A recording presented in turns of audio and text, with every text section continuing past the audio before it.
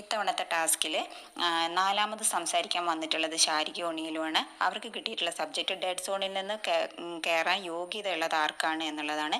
ശാരിക സംസാരിക്കുമ്പോൾ ശാരിക പറയുന്നുണ്ട്, ബിഗ് ബോസിൽ ആദ്യമായിട്ടാണ് ഒരു മിഡ് വീക്ക് എവിക്ഷൻ വരുന്നത്. അതിൽ ശാരികയ്ക്ക് കളിക്കാൻ പറ്റിയില്ല. സെലക്ട് ചെയ്ത ആൾ നന്നായി കളിക്കാത്തത് കൊണ്ടാണ് വിജയിക്കാൻ പറ്റാതിരുന്നത്. പിന്നീട് വന്ന ഗെയിമിൽ ശാരിക നന്നായി കളിച്ചു, നന്നായിട്ട് കളിച്ച് വിജയിക്കാൻ സാധിച്ചു എന്നാണ് പറയുന്നത്. ശാരിക പറയുന്നുണ്ട്, ഒണിയൽ ഒരു നല്ല കുക്കാണെന്നാണ് വിചാരം, അതൊന്നും നല്ല അഹങ്കാരമാണ്, ലാലേട്ടൻ കേട്ടതാണ് എന്ന് പറയുന്നത്. എല്ലാം കൊണ്ട് ശാരിക നന്നായിട്ട് കളിക്കുന്നു, അതുകൊണ്ട് ശാരികയ്ക്ക് ആണ് ഡെഡ് സോണിൽ നിന്ന് കയറാൻ യോഗ്യതയുള്ളതാണ് പറയുന്നത്. പക്ഷേ ശാരിക പുറത്തൊരു വലിയ ഇൻ്റർവ്യൂവറാണ്, ഹോട്ട് സീറ്റ് ഇൻ്റർവ്യൂവറാണ്. എന്നിട്ടും ശാരിക ഗെയിം നന്നായി കളിക്കുന്നില്ല എന്നാണ് എൻ്റെ അഭിപ്രായം.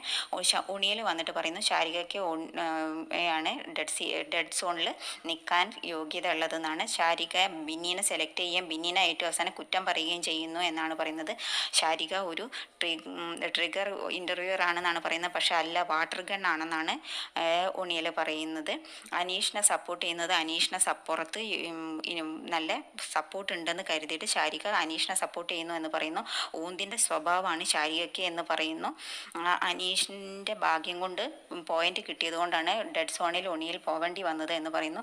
ഇവിടെ ജഡ്ജ്മെൻറ്റിൽ പറയുന്നത് 10 പോയിന്റ് ഒണിയിൽ പറഞ്ഞു, 6 പോയിന്റ് ശാരിക പറഞ്ഞിട്ടുള്ളൂ എന്നാണ്.